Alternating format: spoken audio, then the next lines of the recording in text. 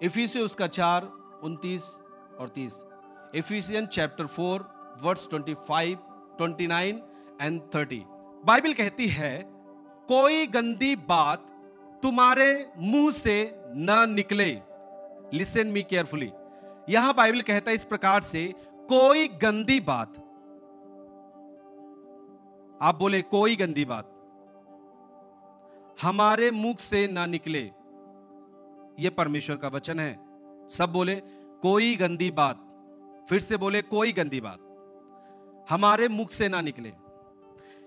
यदि हम प्रभु में हैं तो बाइबल के अनुसार जो हमें वचन सिखाता है इफिसियों की किताब से, हमारे मुख से कोई भी किसी भी प्रकार की गंदी बात नहीं निकलनी चाहिए। और आगे लिखा है, पर आवश्यकता के अनुसार वही जो उन्नति के लिए उत्तम हो, ताकि उससे सुनने वालों पर अनुग्रह हो। आमीन।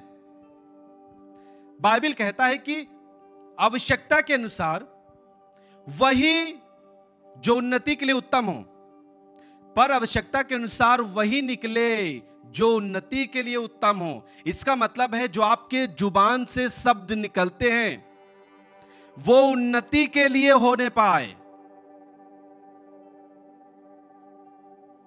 हालेलुया।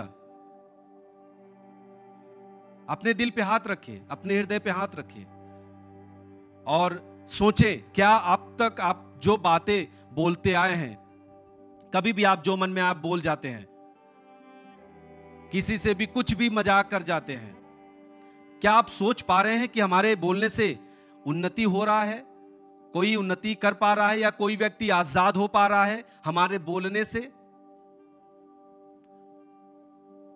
आज बहुत सारे लोगों में ये चर्चा है कि हम मजाक कर सकते हैं हमारे रिलेशन में, जो हमारे रिश्तेदार होते हैं, कुछ भी नाते में, जो एक लोग संसार में, हमारे इस गांव एरिया में, कहीं पर भी लोग जब भी हैं संसार में हैं, उनका एक मजाक करने का एक रिश्ता होता है।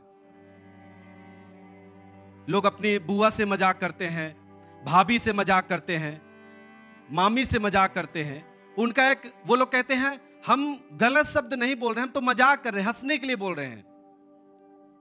क्या एक व्यक्ति आनंदित होना चाहे तो वो केवल अशुद्धता में आनंदित हो सकता है?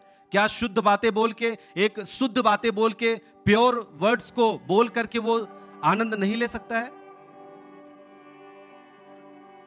यदि आप एक मसीही हैं, आपने संसार में रहकर जिया है, आप प्रभु में नहीं थे, आप मजाक करते थे, आपको जो आपके लोग माँ बाप सिखाते थे, हाँ हाँ हाँ बेटा मजाक कर, ये तेरी बुआ है, तू मजाक कर सकता है, कुछ भी बोल सकता है हंसने के लिए। मेरे सामने एक घटना हुई थी। मैं, एक बच्चा था, वो अचानक किसी को रिश्ते में उसकी बुआ लगती थी, वो कुछ अशब्द बोला। मैं बोला ऐसे नहीं बोलना चाहिए। उनकी मम्मी बोली, उस बच्चे की मम्मी बोली, अरे नहीं भैया ये तो मजाक कर रहा है, ये तो रिश्ता है बुआ का, वो तो मजाक कर सकता है। ऐसे माँ बाप जो अपने बच्चों को ऐसे मजाक करने से उकसाते हैं, इंक्रीज करते हैं, उनको साहस देते हैं, वो बात में उसी बेटे से हमेशा दुख को पाएंगे। हमें अशुद्धता के लिए बढ़ावा नहीं देना है, हमें शुद्धता के लिए बढ़ावा देना है। क्या आप मजाक जो करते हैं, गाली नहीं देते आप सोच करके आप बताएं। आप जो मजाक करते हैं अपने रिलेशन में, आपके पास कोई भी रिलेशन में है, आप जो मजाक करते हैं, क्या आप गाली नहीं देते? यदि आप कोई बात भी करते हैं, खुल के नहीं बोलते हैं, लेकिन मन में तो विचार करके बोलते हैं, और जो मन में विचार जो आते हैं वही तो मनुष्य को अशुद्ध करती हैं। उसी के द्वारा तो मुंह पे वर्ड आते हैं। आप जब मन में विचार करते तभी तो आपके मुख पे आते हैं। जो मुख में आता है, जो बाहर निकलता है मुख से, वही हमें अशुद्ध करता है। जब हम मजाक करते हैं, यदि हम प्रभु में हैं और अभी भी हम मजाक करते हैं अपने रिलेशन में, हमारे जो रिश्तेदार हैं, जो पहले मजाक करते थे, अभी भी यदि करते हैं आप, तो आप अपने जीवन को अशुद्ध कर रहे हैं। एक अशुद्ध वाला व्यक्ति परमेश्वर को कभी नहीं पा सकता। एक अशुद्ध, अपने जीवन को अशुद्ध करने वाला व्यक्ति कभी परमेश्वर के दर्शन को नहीं पा सकता। एक अशुद्धता में जीने वाला व्यक्ति, अपने जुबान से अशब्द बातें निकालने वाला व्यक्ति, उसके जरिए से जो मनुष्यत्व, हमारा मनुष्यत्व अशुद्ध होता है, उसके द्वारा इस तरीके से करने वाला व्यक्ति कभी भी परमेश्वर की योजना को अपने जीवन में प्राप्त नहीं कर पाता। वो अपने जीवन में परमेश्वर की उस अनुग्रह को, जिसके द्वारा हम अच्छा जीवन जी सकते हैं, नहीं पा सकता। नेवर, कभी आप प्राप्त नहीं कर सकते। आज तो मैं एक जगह गया हुआ था बहुत पहले, जब प्रभु में नहीं था। हम एक रिलेशन में गए थे जो तिलक का कार्यक्रम होता है। वहां पे लेडीज बैठ के, करीबन 10-15 लेडीज बैठ करके माइक में, और इधर तिलक का कार्यक्रम चल रहा है साइड में, खूब गाली देके सब गाना गा रहे थे। आप क्या समझते हैं?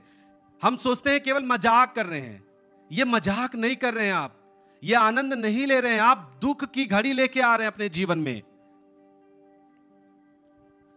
मैं आप लोगों से कहना चाहता हूं जो आप मसीही हैं, यदि आज भी आप प्रभु में होने के बावजूद आपका आज भी मजाक चलता है, आप जीजा और साली में यदि प्रभु में हैं और आज भी आप गंदी बातों को बोल करके मजाक करते हैं, आप अशुद्धता में जा रहे हैं, अपने जीवन को अशुद्धता में लेके जा रहे हैं। आप अपने परिवार के लिए आशीषों का कारण नहीं बन सकते हैं। यदि आज भी आप अशुद्ध बातें बोलते हैं रिलेशन में होकर के, और प्रभु को पीछे आप बोल देते प्रभु एक साइड रहिए, अभी हम मजाक कर रहे हैं, ऐसे करने वाला व्यक्ति श्रापित होता है। आप अपने जीवन को अशुद्धता में लेके जा रहे हैं।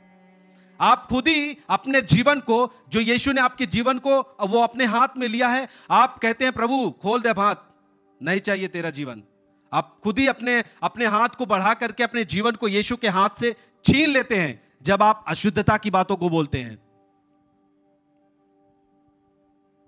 हालेलुया। आप समझ पा रहे हैं? हर व्यक्ति आनंद ले सकता है, हंस सकता है, हंसने का अधिकार है हर एक व्यक्ति के पास। मैं आपको बताऊं, मेरी टीम में हम बहुत ही आनंदित रहते हैं। हमको नहीं लगता कि आप भी हमसे ज्यादा हंसते होंगे, लेकिन हमारी टीम, यदि हम अपनी टीम के साथ में, अपने फैमिली के साथ में, हम अशुद्धता की बातों को बोल के आनंदित नहीं होते हैं, शुद्ध बातों को बोलते हैं। जरूरी नहीं है एक व्यक्ति गाली दे और गाली से मजाक करे तभी आपको बहुत ही आनंद आएगा, वाह क्या मजा आ रहा है। यदि आप प्रभु में हैं तो आज आपको छोड़ना इन बातों को। मेरे प्रियो, जो यीशु ने आपके लिए लहू बहाया, उस लहू की कीमत को समझिए। वो जो उसका लहू, उसके शरीर से जो उसका लहू बहा है, वो कोई पाप नहीं किया था। बाइबल कहता है वो शुद्ध व्यक्ति, वो पवित्र व्यक्ति, वो पवित्र परमेश्वर का पुत्र हमारे लिए, हम अशुद्ध थे, हम पापी थे, हमारे पाप उसने उठाए। उसका जो लहू बहा उसके तन से, वो अपने लिए, वो अपने कर्मों के लिए नहीं बहाया है, वो हमारे पापों का बोझ लिया है, वो हमारे पापों के लिए अपना लहू बहाया है। उसका कोई कसूर नहीं था, उसका कोई मतलब नहीं था कि वो अपना लहू बहाए। वो हमारे और आपके लिए अपना लहू बहाया है।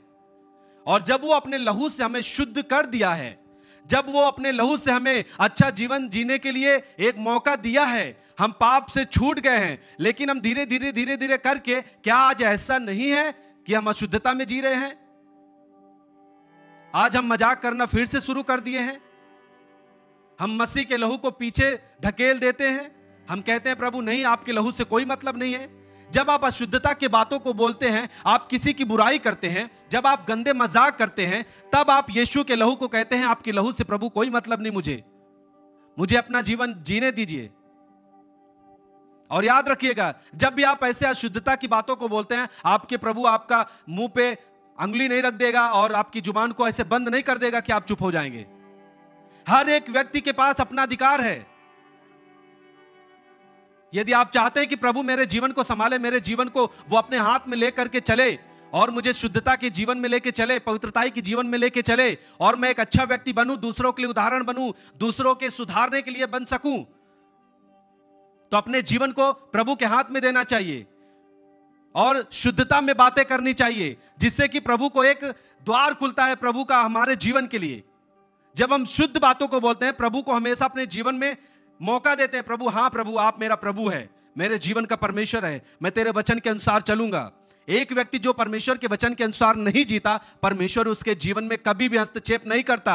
आपके कामों में वो अपना हाथ नहीं लगाएगा। आप बार बार असफल होंगे और सोचेंगे कि मैं सफलता की ओर क्यों नहीं जा पा रहा। आप बार बार परमेश्वर के दास से लेहैंड भी कराएंगे, आप कोई भी कुछ भी मतलब नहीं निकलेगा जब तक कि आप परमेश्वर के वचन के अनुसार सावधान नहीं हो पाते। एक बार आपके ऊपर परमेश्वर के दास ने लेहैंड किया, आप आजाद हो चुके हैं, लेकिन फिर जब आप मौका देते हैं अशुद्धता की बातों को बोल करके, आपके जीवन में कोई प्रभाव नहीं होगा प्रार्थनाओं का। जब परमेश्वर आपको मौका देता है, मौका देने का मतलब वो जीवन जीना आपको खुद पड़ेगा। आप परमेश्वर के वचन के अनुसार सतर्क रहेंगे। जब आप एक व्यक्ति ऐसा कहने पाता है कि प्रभु मैं सिर्फ आपके वचन के अनुसार जीऊंगा, आपका वचन जो कहता है वो मैं करूंगा। आपका वचन कहता है व्यभिचार नहीं करना, मैं नहीं करूंगा प्रभु। प्रभु आपका वचन कहता है अशुद्ध बातों को नहीं बोलना, मैं नहीं बोलूंगा प्रभु। जब आप ऐसा एक डिसीजन लेते हैं, और जब आप डिसीजन लेते हैं ना, ये प्रभु को एक बल देता है और वो पवित्र आत्मा भेज करके आपके जीवन को सुंदर बनाता है, एक अच्छा व्यक्ति बनाता है, ताकि आप उदाहरण बन के दूसरों को बचा सकते हैं यीशु मसीह के नाम में।